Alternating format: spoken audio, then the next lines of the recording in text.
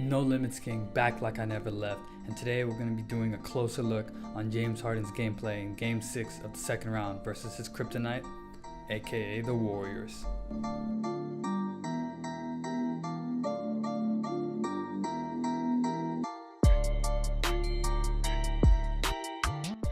Rockets got out early in transition. Here James notices Capella running the lane with his defender trailing. Only problem is James turns his head towards him long enough for the defender to read the pass coming. He's able to deflect it, and the Warriors get a 5-point swing off the turnover.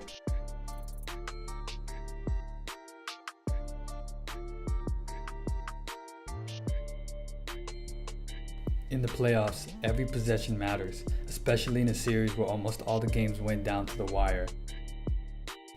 So this has got to be an overhead pass right here. Green is occupied with Gordon, Clay is staying home on PJ, and with no backside help, this should have been an easy dunk.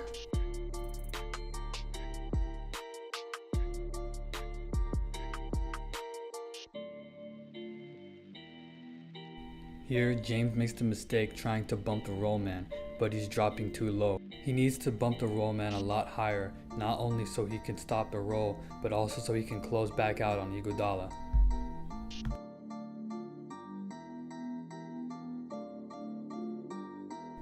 Here, Rivers gets the switch on the screen and gets the layup to go and the foul. Which is great, but look how long it takes James to even get close to the three-point line. At this point, you're playing 4-on-5 basketball, and Clay could have easily cut off the drive with James so far out.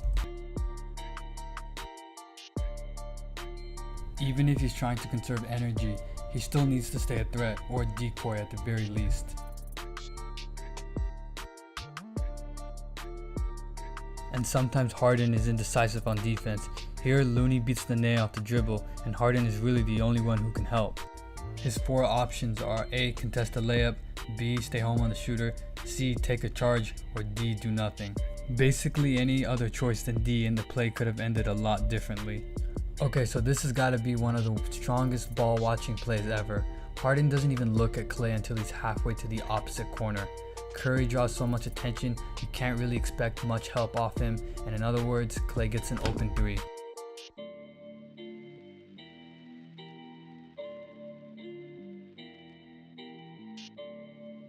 On this play, all Harden has to do is cut off Curry's driving lane, and that should be a simple task since Shaun Livingston was 0 for 1 from the three-point line the whole series.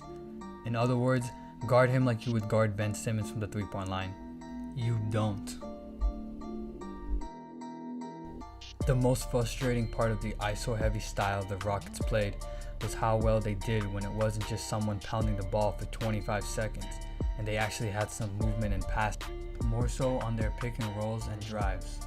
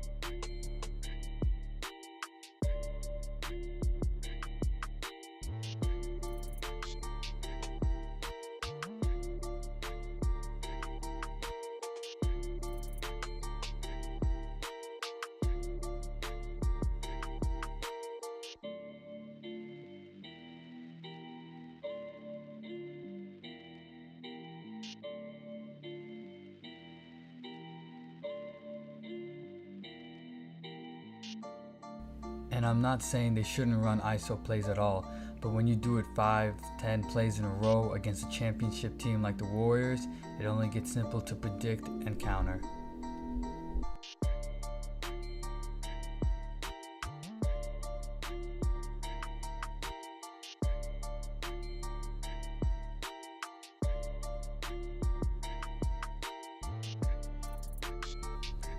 I also thought Harden and the Rockets should have relied more on Chris Paul this game the way he was playing.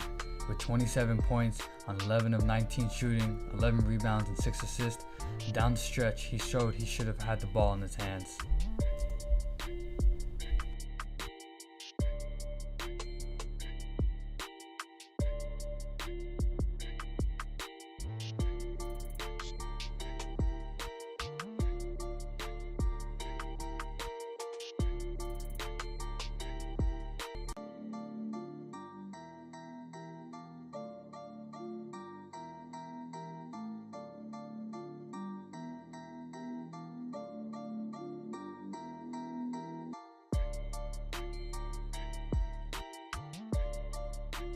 The Rockets also didn't have an answer for the Curry-Green pick and roll the Warriors deployed at the end of the game, and with so many options off of it, they almost always got a 3 or a high percentage shot in the paint.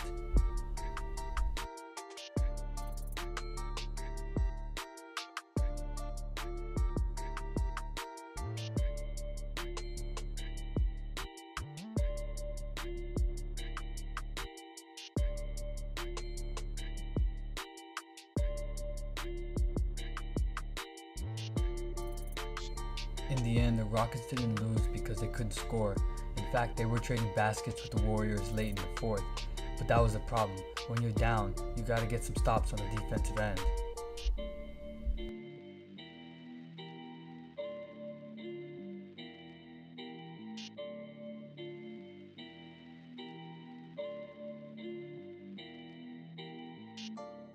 But with Curry hitting shots like this, you almost knew it was over.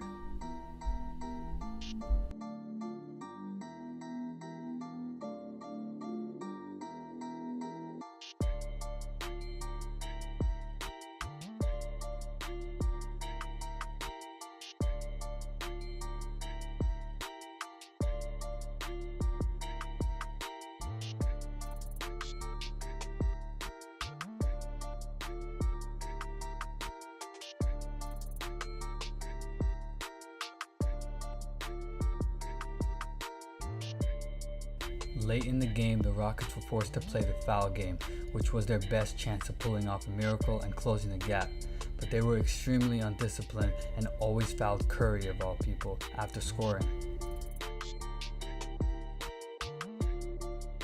Here, they have almost 4 Rockets attempting to deny Curry the ball. He even falls down at one point, in which they end up completely leaving him, and Green avoids a 5-second violation.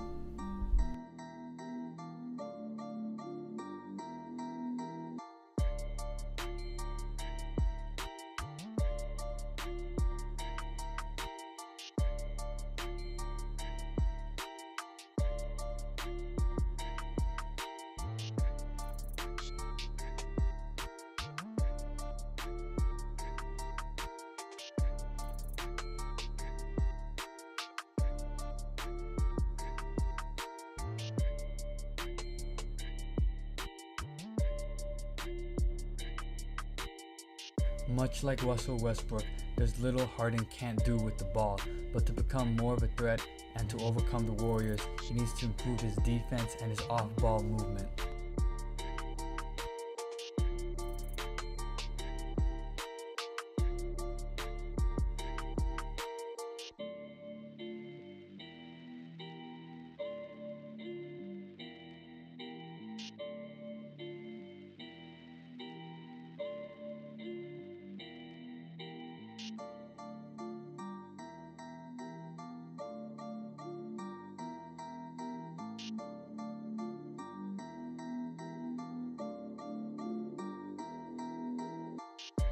Don't forget to like and subscribe.